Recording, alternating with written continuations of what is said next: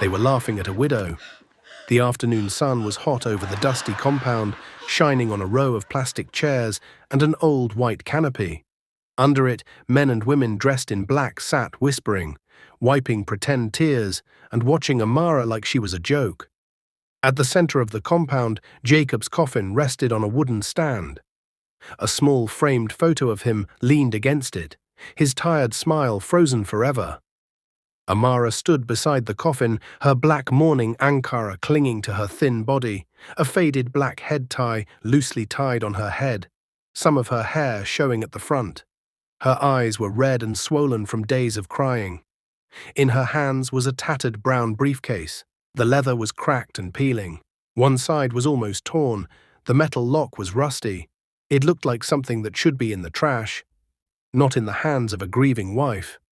"Na briefcase she inherit," someone whispered loudly from under the canopy. A group of women in black lace dresses covered their mouths as they laughed. A few men shook their heads, smirking and pointing. "After all his suffering, he left only that old bag," one man said. "Maybe it is full of dust from the mine," another added. Amara heard every word, her heart squeezed with pain, but she kept her eyes down. Just minutes earlier, the man had come. He was tall, with gentle eyes and a neat shirt, and he walked in as the pastor was getting ready to pray. He went straight to Amara, bowed his head slightly, and said in a low voice that still shook her heart, "My name is Musa. I worked with your husband in the mining company. Before Jacob died, he begged me to give you this. He called it your inheritance, and told me to tell you to train your daughters with it." Then he placed the briefcase in her hands, squeezed her fingers softly, and stepped back into the crowd. Now everyone stared at the old briefcase like it was a comedy show. Beside Amara stood her twin daughters, Miracle and Mirabelle, 17 years old, dark-skinned, slim, and almost the same height as their mother. They wore simple black dresses and flat shoes. Their swollen eyes never left their mother's face. "Mum, what is inside?" Miracle whispered. Amara swallowed hard. Her hands were shaking. She slowly bent the broken metal and pushed the old lock aside. The briefcase opened a little, just enough for her to peek inside. The moment her eyes landed on the content, her heart almost stopped.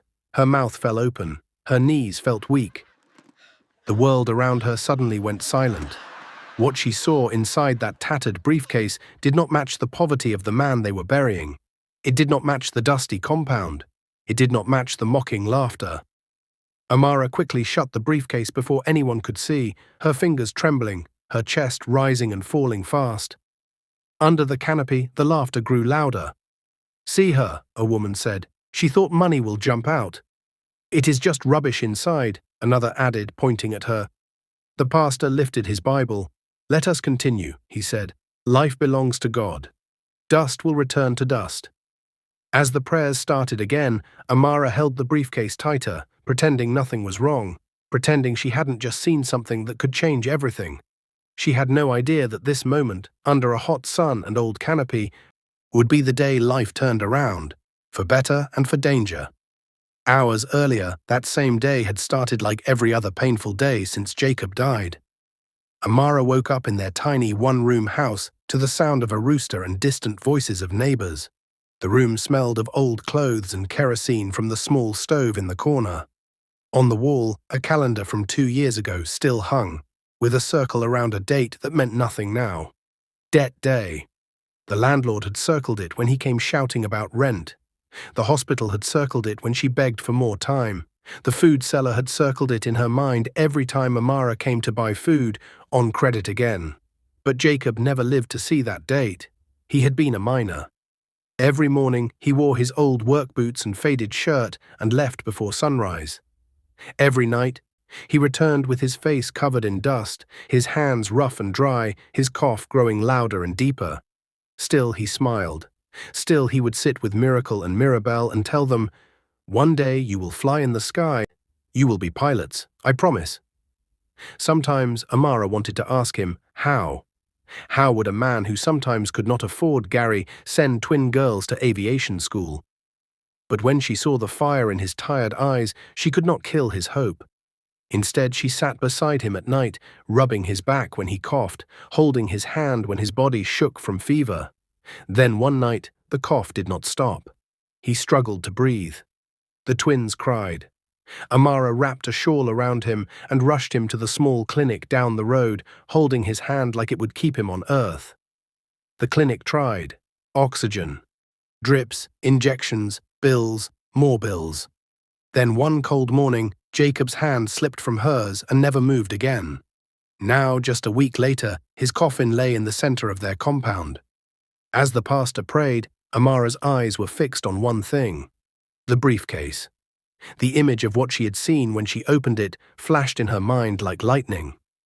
It was not empty. It was not rubbish. She remembered the neat small bottles, each filled with strange, colorful stones that seemed to glow even in the dim light between the cracks of the briefcase. Some stones were dark and shiny like wet coal. Others were light with tiny sparkles that caught the sun. They were carefully wrapped in old white cloth and stored in rows.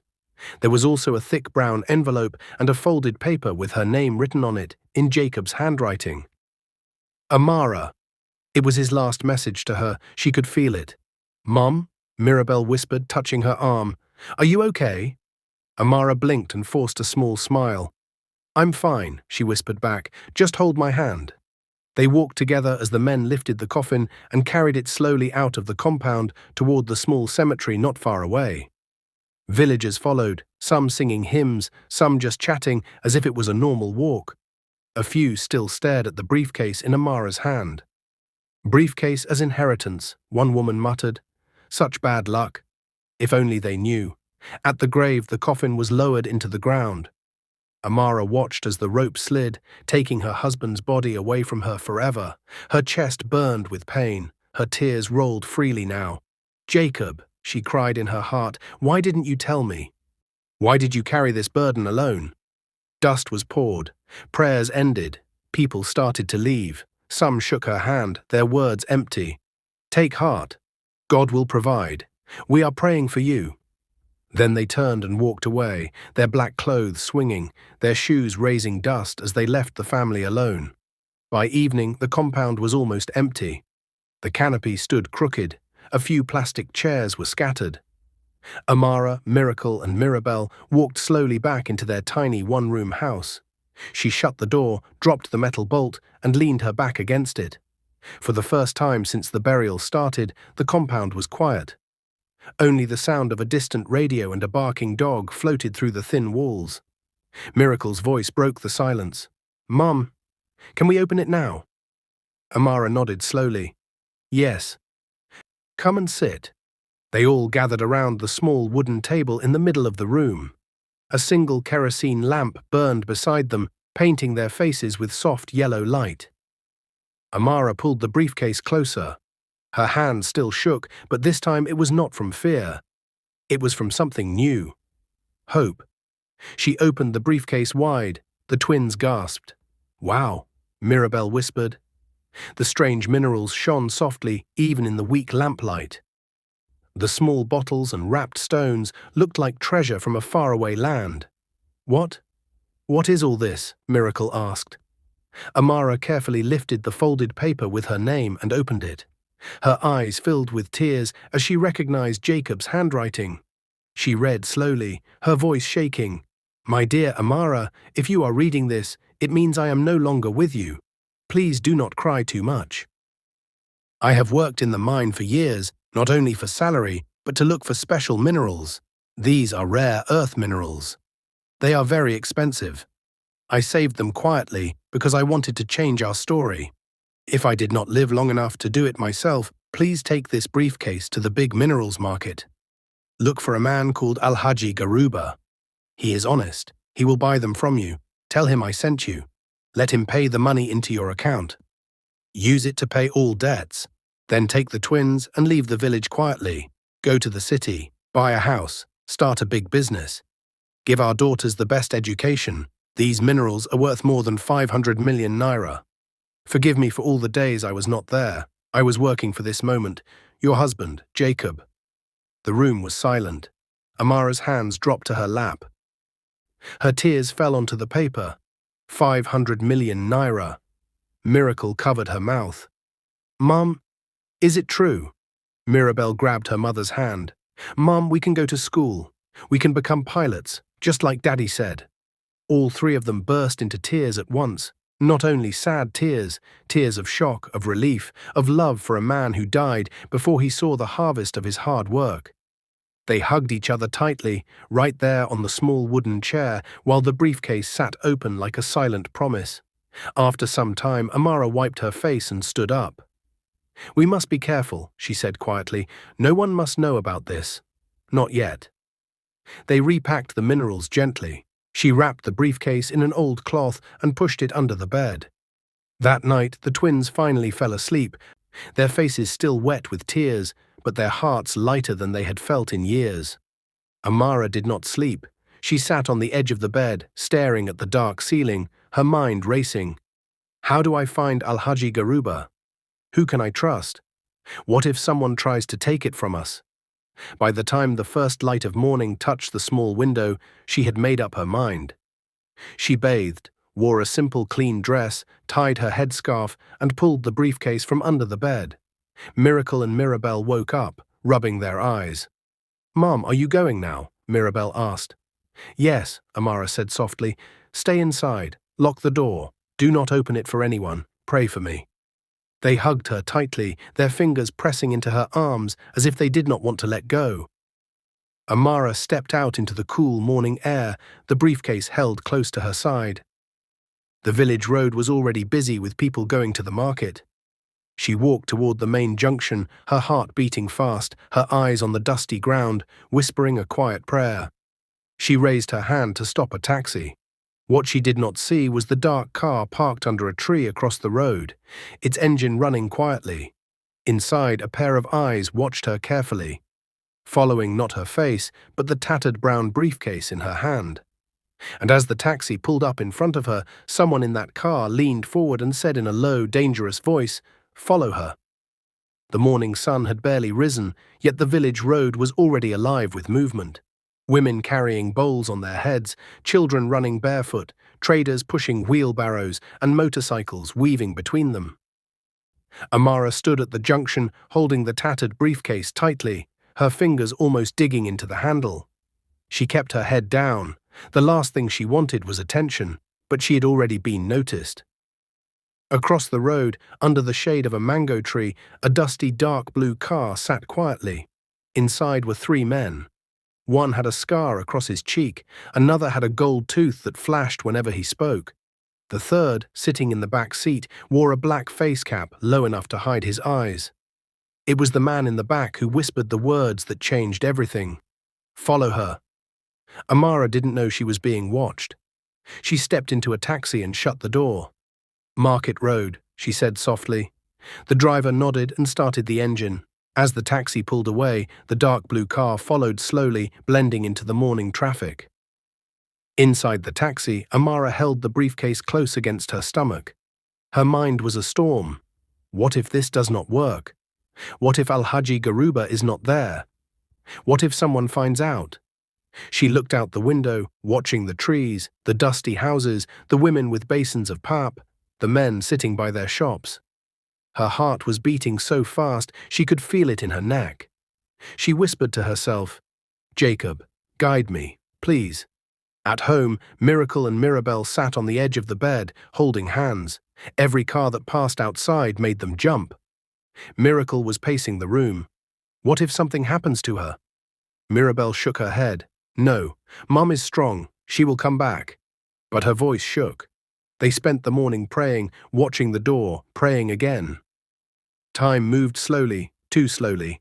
Back on the road, Amara's taxi entered the busy town market. The place was full of noise, shouting, bargaining, the smell of fried yam, pepper soup, engines, and dust. She paid the driver and stepped out, adjusting her head tie. She walked toward the line of shops and stalls where rare minerals were usually traded. She had been there only once before, with Jacob years ago. Now she was alone. She looked around carefully. Where will I find him? What if someone lies to me and steals the minerals? Her hands tightened around the briefcase. Someone bumped into her suddenly. "Madam, watch where you're going," a young man shouted. Amara stepped back, startled. "I'm sorry." The man walked off angrily. Amara took a deep breath. Focus, Amara, focus. She approached an elderly man selling gemstones. Please, sir, she said politely, do you know someone called Alhaji Garuba? The man looked up, studied her face, then her briefcase. Garuba, he repeated. Yes, he has a big shop at the inner part of the market. Just follow that narrow path, turn left beside the herb seller, then right after the place where they repair watches. Amara thanked him and hurried on. But she never reached the turn. As soon as she entered the narrow path, two men stepped into her way. Madam, one said with a crooked smile, our boss wants to see you. Amara froze. I don't know you. The second man leaned forward. No worry, you will know us soon. Her heart jumped into her throat. I am late. Please let me pass. The first man shook his head. We saw you enter the taxi this morning. Do you think we are blind? Amara's blood turned cold. They had been following her. She held the briefcase tighter and stepped back. I said I don't know you. They did not care. The man with the scar reached forward and grabbed her arm. You no need to know us. Just follow quietly. No shout. Before she could scream, a cloth was pressed over her mouth. Her world spun. The last thing she heard was, carry her. Then everything went dark. Meanwhile, Miracle and Mirabelle's fear kept growing. It had been hours, still no call. Miracle dialed again. Her phone is still switched off, she cried. Mirabelle grabbed her sister. We have to look for her. But where? Mirabelle swallowed her tears. The market, she said she was going there. They rushed out of the room, locking the door behind them. Amara woke up with pain shooting through her body. Her arms hurt, her head ached, her lips were dry. She was lying on a cold cement floor inside a dark room. Her hands were tied, her legs were weak. And the briefcase? She lifted her head quickly. There it was, thrown in a corner but still shut. She cried out in relief. Thank you, God. Then she heard footsteps. The door creaked open. 3 men walked in, the same men who followed her. The one in the face cap stepped forward. So, madam, tell us, what is inside that briefcase? Amara's heart slammed against her chest. I don't know what you are talking about. He laughed. You think you can lie? We saw how you held it like gold. We know something big is inside. He knelt in front of her and lifted her chin. We only want to help you. Remove the stress.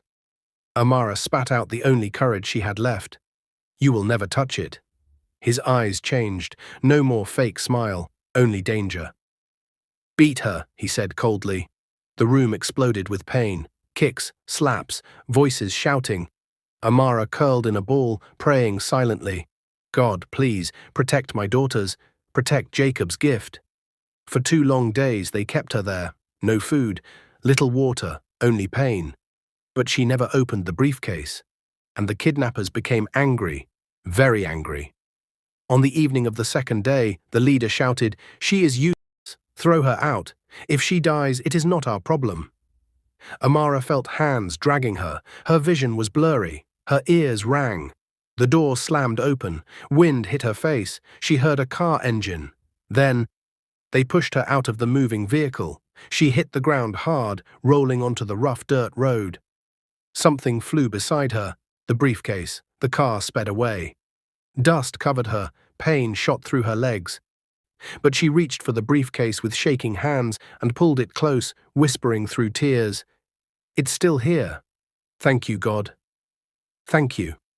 The world spun. Her body felt like fire. She could barely move. But she forced herself to crawl toward a weak, flickering light she saw ahead. A small clinic. Somewhere. Anywhere. She reached the doorstep, collapsed against the wall, and whispered, Help. Please. A nurse inside gasped and ran out. Madam, who did this to you? Amara couldn't answer. She just held the briefcase tighter and whispered one last time before darkness took her again. Call. Miracle. Mirabelle. Many miles away, at that exact moment, Miracle and Mirabelle stood at the edge of the market crying. They had searched everywhere. They had asked everyone. No one had seen their mother. Miracle fell to her knees. Where is she? Mirabelle hugged her tightly. We will find her, I know it. Then Mirabelle's phone rang, an unknown number. Her heart jumped. She picked it. "Hello?" The voice on the other end said only 4 words. The 4 words that made both twins freeze where they stood. "Your mother is alive." The clinic smelled of antiseptic, boiled water, and something soft, like old curtains. The small room where Amara lay was dim, with only one fluorescent bulb blinking weakly above her. The nurse had cleaned her wounds, bandaged her arms, and placed her on a narrow metal bed. But Amara did not wake. Her breathing was slow, her face was bruised and swollen. Yet even in that condition, her right hand refused to let go of the tattered briefcase. It rested beside her like a child she was protecting with her life. Outside the small clinic room, Miracle and Mirabelle ran inside as soon as they heard her name.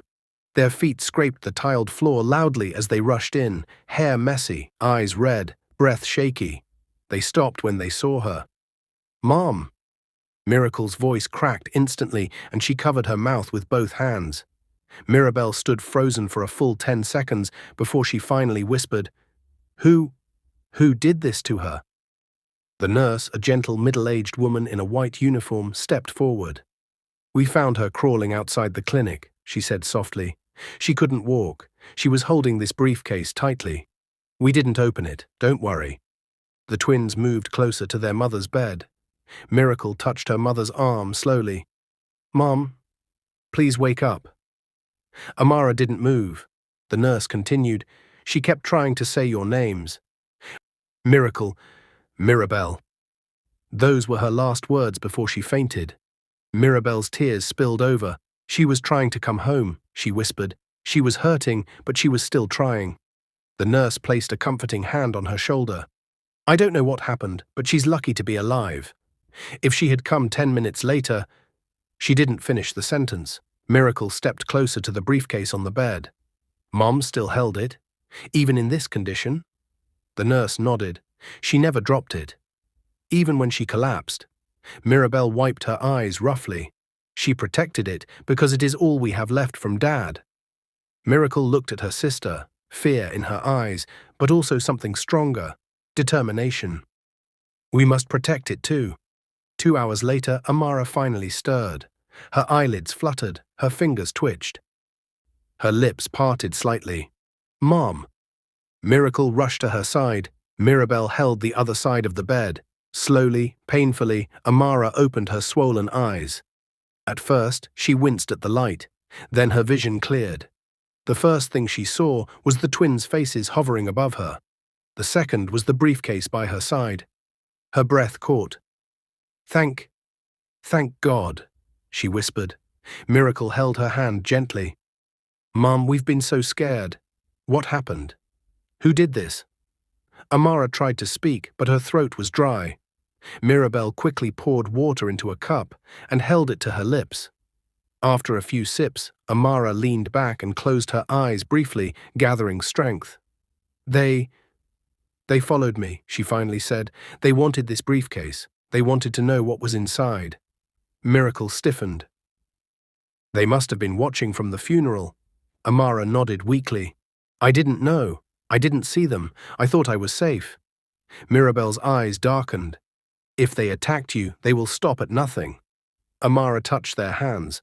"No, they pushed me out of a car. They think I'm dead. They will not come looking again.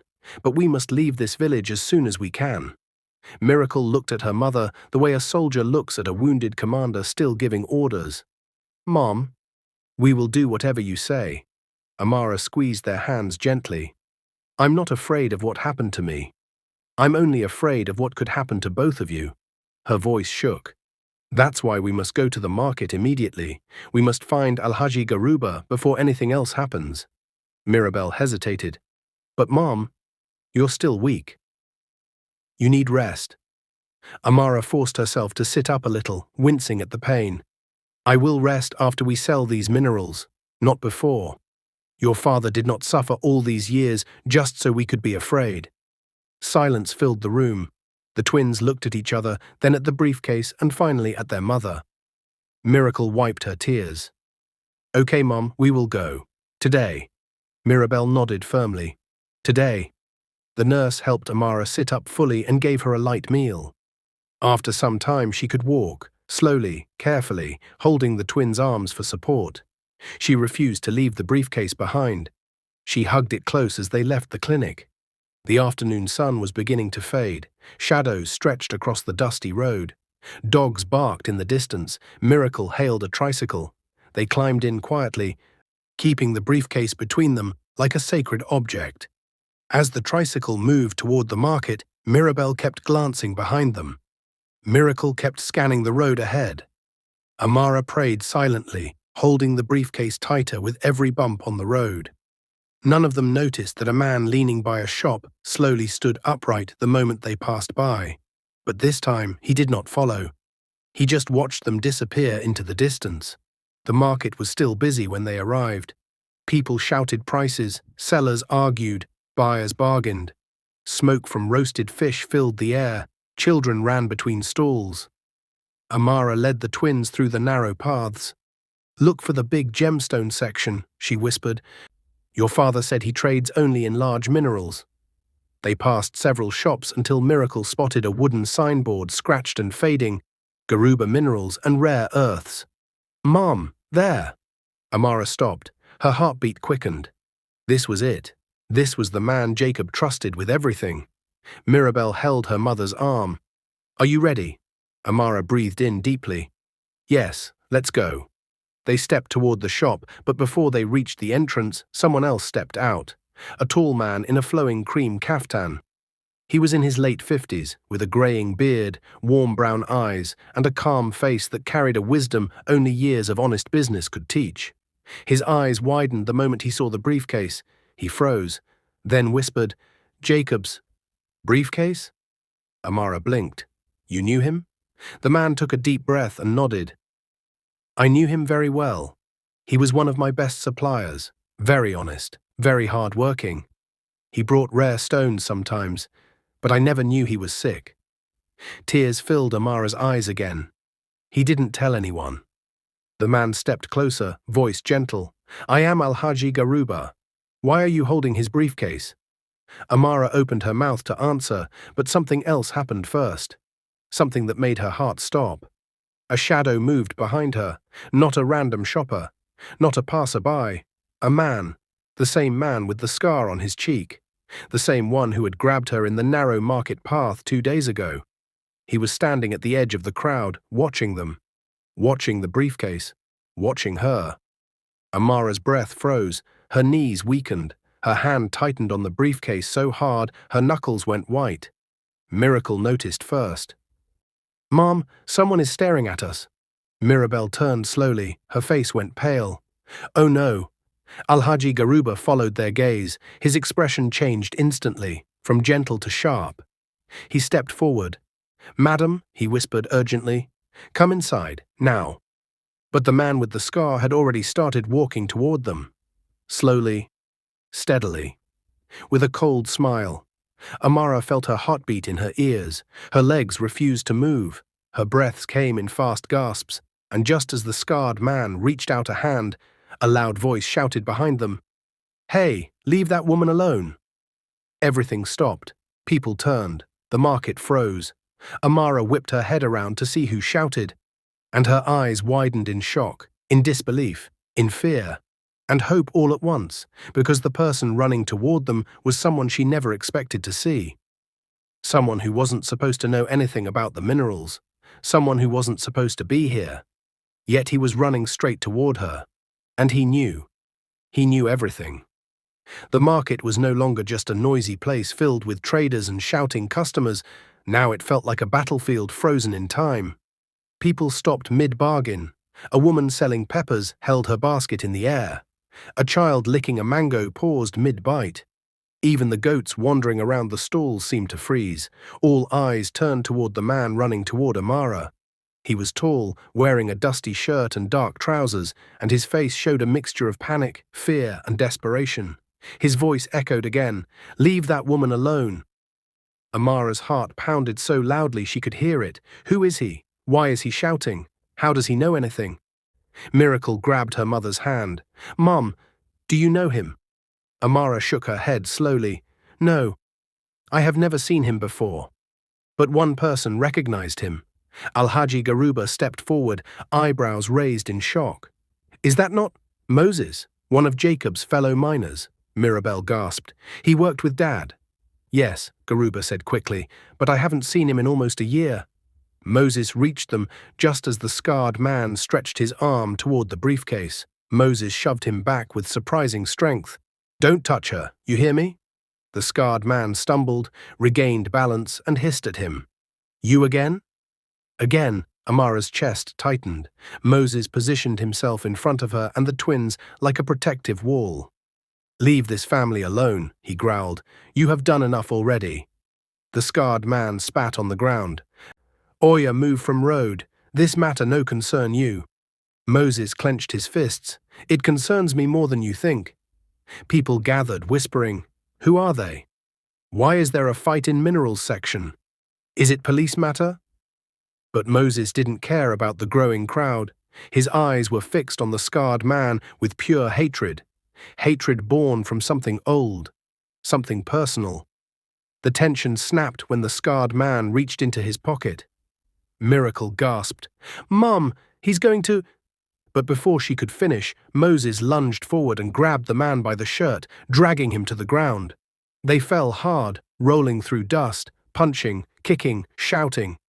The crowd screamed and scattered. Traders ran, mothers dragged their children away. People yelled, "Fight, ooh!" Amara was frozen. Her legs wouldn't move. Her fingers trembled around the briefcase handle. Mirabel shouted, "Mom, we need to go inside the shop." Alhaji Garuba snapped out of his shock. "Yes, quickly, bring your mother." But Amara still couldn't move. Not until a sudden scream tore through the air. The scream of the scarred man as Moses hit him so hard his head bounced off the ground. Then everything inside her unlocked. "Girls, quickly!" Miracle and Mirabel grabbed her arms, half lifting her as they hurried toward Garuba's shop. But just then, the scarred man reached for a broken bottle on the ground and swung it wildly.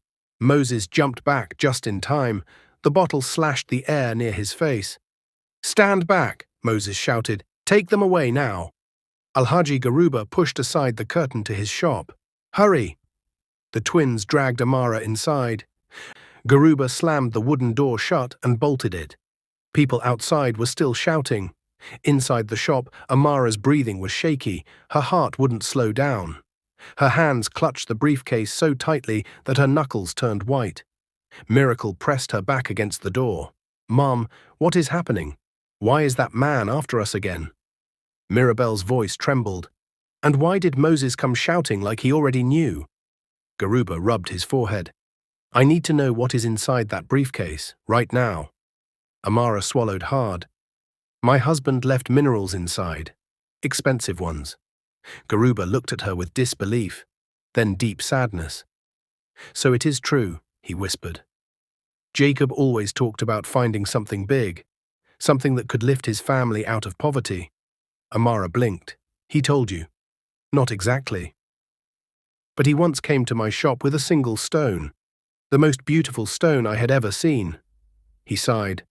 "I begged him to let me buy it. He refused. He said he was saving everything for something special." Miracle wiped her eyes. "That something was us." Mirabel nodded, voice cracking. "He wanted us to be pilots." Garuba stepped closer and lowered his voice. "If Jacob truly found enough minerals to fill that briefcase, then your life is in danger. Those kinds of minerals can cause chaos if people know." Amara looked down at the briefcase. "So that's why they attacked me." Garuba nodded. "They must have followed you from the funeral. And if Moses is here, then something serious is happening." As if on cue, the shop door banged loudly. Everyone jumped. "Open this door," a man's voice screamed from outside. It was the scarred man. Miracle's eyes widened. "He's back." Mirabel stepped closer to her mother. "What do we do?" Garuba grabbed the twins and pulled them away from the door. "We stay quiet. He cannot break this door. It is reinforced." Another loud bang. "You think I don't know she is inside? Open or I break it." Moses' voice echoed outside. "You touch that door again, and I swear—" There was a heavy blow, a grunt, a fall. Then silence. The kind of silence that freezes every bone in your body. Amara felt her heart fall into her stomach. Moses, she whispered. Had he been knocked out? Or worse? Miracle wanted to run to the door, but Garuba held her back. No, stay inside. Another crash sounded outside, then another, then screaming. Suddenly, the door rattled violently, as if someone was trying to tear it off its hinges. Amara held her daughters close, shaking uncontrollably. God, please protect us. The noise outside grew louder. Shouts, footsteps, people yelling. Then, a loud voice roared over everything. Police, stop right there. The door stopped rattling. Silence fell again. Garuba let out a breath he had been holding for too long. Thank God, Miracle whispered. It's the police. Someone must have called them. But Mirabelle's face was still tense. Mom, what if they ask about the briefcase? What if they take it? Amara shook her head. No one is touching it. This is Jacob's gift, his sacrifice. Garuba nodded firmly. Police cannot seize what they don't know exists. Just then, someone knocked softly. A calm knock, not a violent one. Moses' voice came through the door, weak but steady. Madam Amara, please open. The danger is over. Miracle gasped. He's alive. Garuba unlocked the door and pulled it open. Moses stood there, breathing hard, shirt torn, a cut on his cheek but still standing. Behind him, 2 policemen were holding the scarred man in handcuffs, dragging him away. The crowd outside watched in shock. Children whispered, traders pointed. No one laughed at her now. Moses stepped inside. He looked at Amara. Really looked at her. His eyes softened. I'm sorry you had to go through all this, he said quietly. Amara swallowed. Why did you help me? He sighed, removing his cap. Because your husband once saved my life. In the mine. He pushed me out of the way before a rock fell. He took the hit instead. Mirabelle gasped. No way. Moses nodded. Yes, he never told you because Jacob wasn't the kind of man to boast. But I owe him everything. He looked at the briefcase. And I knew, if he left something behind, it must be important. Amara's eyes filled with tears. Jacob was gone, but even in death, his kindness still protected them. Moses took a deep breath. Madam Amara, there is something else you must know. Amara's heart froze. What is it? Moses leaned closer. His voice dropped to a whisper. Jacob didn't just find rare minerals. He found something even more valuable. Amara's fingers tightened on the briefcase. What do you mean? Moses glanced at Garuba, then at the twins, then at the door as if afraid someone might overhear. I mean, he whispered, what is inside that briefcase is worth far more than 500 million. Amara blinked. What? It may be worth billions. The room went silent. No one breathed. Miracle's lips parted in shock. Mirabelle grabbed her mother's arm. Amara whispered, billions. Yes, Moses said softly. Enough to change everything in your life. And enough to make very dangerous people come after you. Amara's heartbeat shook her entire chest. What do we do? Moses looked at her with eyes full of warning, but also hope. First, he said, you must open that briefcase again, because there is something inside that Jacob wanted you to see, something even I never knew about. He paused, took a breath, something that changes the entire story. Everyone in Garuba's shop fell silent when Moses said those words. The entire room changed. The air felt heavier, tighter, almost electric. Miracle whispered, Mum, what if he's right? Mirabelle swallowed.